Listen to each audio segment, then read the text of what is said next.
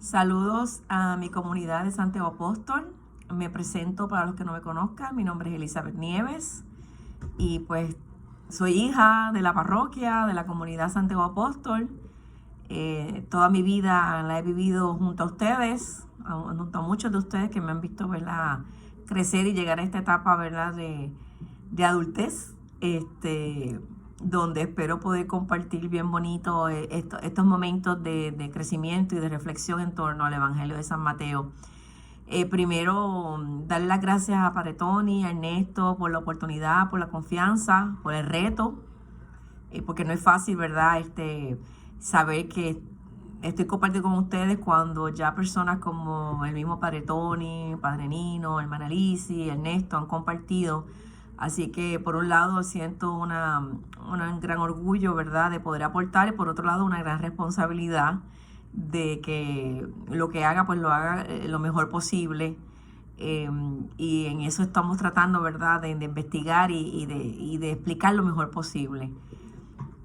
El día de hoy va a ser como una introducción, porque la realidad es que cuando Ernesto me comentó que el tema era el discipulado en el Evangelio de San Mateo, yo me quedé pensando, wow, es una palabra que realmente no utilizamos mucho en la Iglesia Católica. Usamos más la palabra apostolado. Estamos más acostumbrados a la palabra apostolado que a la palabra de discipulado. Y me dio curiosidad, ¿verdad? Sabemos que el apostolado lo relacionamos con aquella área de la pastoral donde estamos más comprometidos. Hablamos del apostolado con jóvenes, con niños, con enfermos, con matrimonios, con los pobres, pero realmente la palabra discipulado pues me dio curiosidad y empecé con lo básico, porque usted sabe que mi preparación o mi vocación real está en la educación. Así que fui rápido al diccionario de la Real Academia Española y busqué la definición de discipulado. Y tengo unas notas aquí, voy a estar mirando y hablándoles, explicándoles. Es una de estas definiciones que te refiere a otra, pero quería que la escucharan. Discipulado es el ejercicio y cualidad del discípulo de una escuela. Esa es la más que nos puedo utilizar, porque había tres, pero esta es la más que... Ejercicio y cualidad del discípulo de una escuela. Que antes de entrar a la palabra discípulo, ya vemos, ¿verdad?, cuando hablamos de la palabra ejercicio, significa que es algo que yo tengo que trabajar, hacer, del verbo ejercer. O sea, que tengo que vivirlo, hacerlo, realizarlo.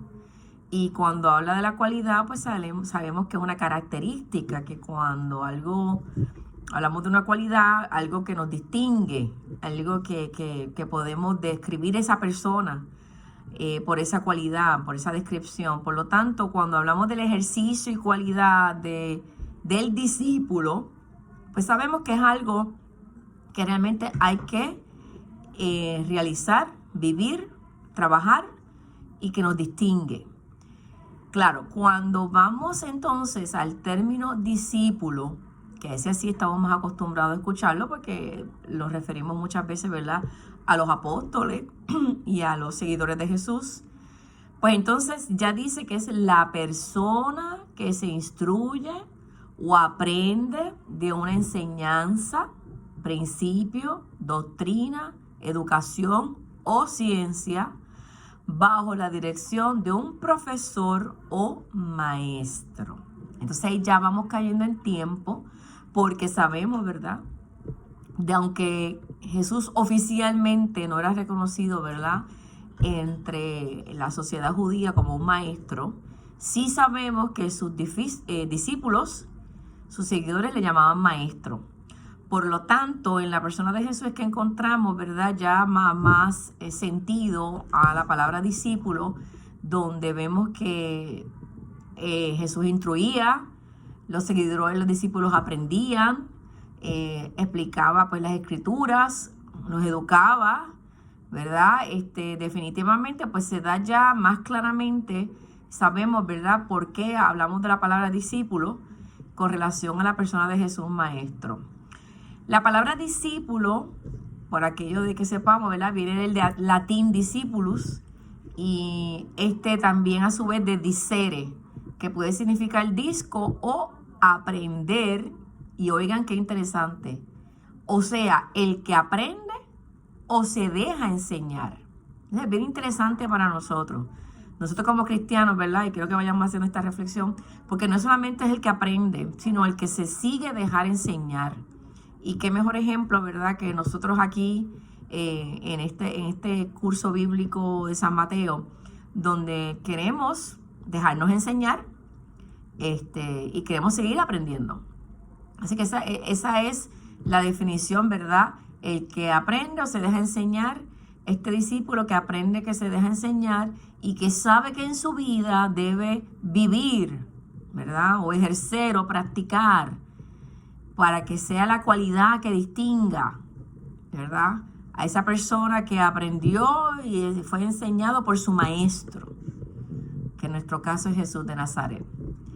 Esta palabra, siguiendo el análisis, ¿verdad? Casi está ausente en el Antiguo Testamento, pero existe evidencia de que el discipulado personal se manejaba ya en el mundo griego-romano del primer siglo y también en el judaísmo, ¿verdad? Esas personas estaban comprometidas ya sea con un movimiento, con un líder o con un líder de renombre. Por lo tanto, voy a dar un ejemplo, ¿verdad?, de esa realidad que se vivía. Por ejemplo básico, en los judíos podía ser no solamente, ¿verdad?, a nivel religioso, sino podía ser discípulos a nivel de sectas políticas o de escuelas filosóficas. Recuerden que entonces no había la enseñanza de, como nosotros la conocemos, de un maestro con un salón lleno de estudiantes, sino era un maestro con a veces un discípulo o un grupo más limitado, ¿verdad?, de discípulos. Y eso era el proceso. Entonces había escuelas filosóficas donde se daba el proceso, ¿verdad?, de discipulado, escuelas también, ¿verdad?, ya de corrientes más religiosas en el judaísmo y de sectas políticas.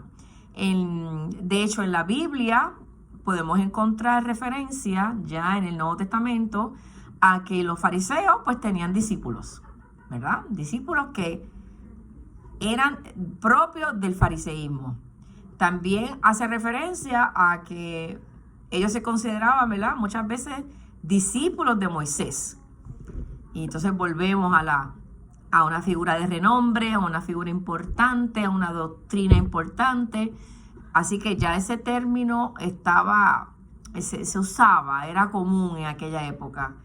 También vemos en la Biblia como hablamos de los discípulos de Juan Bautista, ¿verdad?, de los seguidores y los que seguían su educación, sus principios, sus enseñanzas, a pesar de que Juan Bautista siempre estuvo claro, ¿verdad?, de que él simplemente era el que estaba abriendo el camino, el preámbulo a Jesús de Nazaret. Pero los que en aquel momento vivían, inclusive imitaban y vivían como el Juan Bautista, porque se sentían completamente identificados con su maestro, eran discípulos de Juan Bautista. Eso significaba que estas personas estaban comprometidas a seguir a un gran líder, número uno, a imitar su vida, sería la segunda, y a transmitir sus enseñanzas. O sea que ya vamos viendo poco a poco cómo vamos llegando, ¿verdad?, a este concepto del discipulado. Es bien importante eso, que lo recordemos.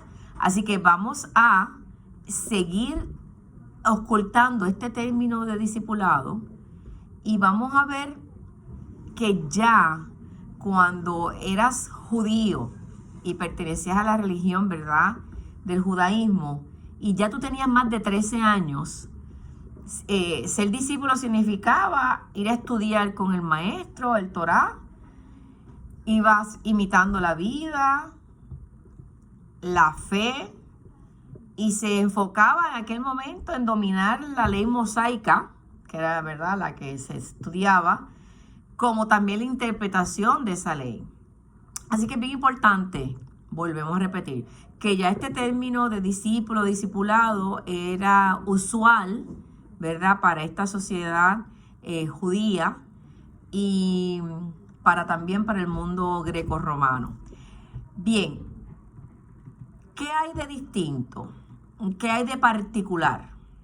Y con esto pues, vamos cuadrando esta primera introducción. Que hay un llamado de Jesús, ¿verdad? A discipular. Hay un llamado de Jesús a discipular. Que va a tener prácticamente tres grandes secciones. Estas son las tres que voy a mencionar hoy, que no las voy a discutir hoy, simplemente para que nos quedemos pensando. Que se pueden resumir en una triple naturaleza, ¿verdad? Como les dije, son tres lados. La primera es el discipulado como llamado a un compromiso personal con Jesús. Un compromiso personal con Él, con Jesús. Y eso me recuerda lo que nos enseñaron a mí, ¿verdad? Los jóvenes básicos, que uno no puede comprometerse con aquello que no conoce y menos con aquello que no ama. Para yo poder comprometerme con algo, tengo que conocer y tengo que amar, ¿verdad? Esa persona para poder comprometerme. Y fíjense que ya el primer ladito de esa naturaleza, de esa triple naturaleza, es el compromiso personal con Jesús. Segundo sería el discipulado como llamado de seguir a Jesús. No solamente, ¿verdad?, esta primera sección de comprometerme con su persona, sino de seguirlo. Y la tercera sería el discipulado como llamado para ser discípulos, para hacer a otros discípulos. Ya tenemos las tres vertientes básicas de lo que significa ese discipulado que Jesús quiso dejarnos, ¿verdad?, a nosotros. Por lo tanto, tenemos que ir pensando cómo Jesús va a explicar a través de este Evangelio de San Mateo, en qué momentos específicos vamos encontrando esta triple naturaleza de su discipulado. Con qué características, ¿verdad? Cada una de estas vertientes del discipulado. Porque pues hay unas palabras fuertes, ¿verdad? De Jesús, con aspectos algunos de estos del seguir, del llamado. Y eso es lo que vamos a estar nosotros tratando de escudriñar, ¿verdad? El discipulado de San Mateo el Evangelio de San Mateo en términos de lo que Jesús espera de ese discipulado en nuestras vidas. Para hoy, como una pequeña reflexión personal, y quizás el que se anime pueda escribir y contestar, ¿verdad? Voy a dejar dos preguntitas para que vayamos meditando. Sería, en tus propias palabras, ¿qué significa ser un discípulo de Jesús? Pues ya les he dicho, ¿verdad?, una base, pero me gustaría escuchar, o mejor ver escrito lo que ustedes tienen que comentar sobre una definición tuya personal de lo que es ser discípulo de Jesús. Y otra, que es un poquito, ¿verdad?, más profunda, ¿qué es más importante para ti sobre el discipulado? ¿Y qué te cuesta trabajo hacer? ¿Qué es lo más que le temes a ese discipulado? O sea, vuelvo a repetir las dos preguntas. Estas dos preguntas podemos referirlas a la triple vertiente que le dije del discipulado de Jesús. Recuerden, las vuelvo a repetir. Un llamado, un compromiso personal con Jesús, un llamado a seguir a Jesús, y un llamado para hacer discípulos a otros. Así que cuando vamos a esa pregunta número 2, ¿qué es más importante para ti sobre el discipulado? ¿Y qué te cuesta trabajo hacer? ¿Qué es lo más que le temes? Es una pregunta con varias vertientes. Pues sería también, ¿verdad?, bueno como una reflexión personal sobre esta pregunta del discipulado. Y nosotros mismos, ¿verdad?, ubicándonos. Recuerden que la palabra es viva, recuerden que la palabra nos interpela siempre. Y no solamente vamos a discutir el discipulado, ¿verdad?, como lo explica el Evangelio de Mateo, sino que ya tenemos la oportunidad de ir asumiéndolo en nuestra propia vida, que con estas dos preguntas que nos pueden ayudar a adentrar esta realidad. Así que nada, espero que en esta primera introducción pues esté bastante claro. Si hay dudas, pues también, y si hay algo que hay que aclarar de parte de Ernesto Paretoni, quien sea, bienvenido. Estamos todos aprendiendo. Así que agradezco sus aportaciones y hasta la próxima reunión sobre este discipulado en el Evangelio de San Mateo. Que Dios los bendiga, que tengan excelente día o noche. Bye.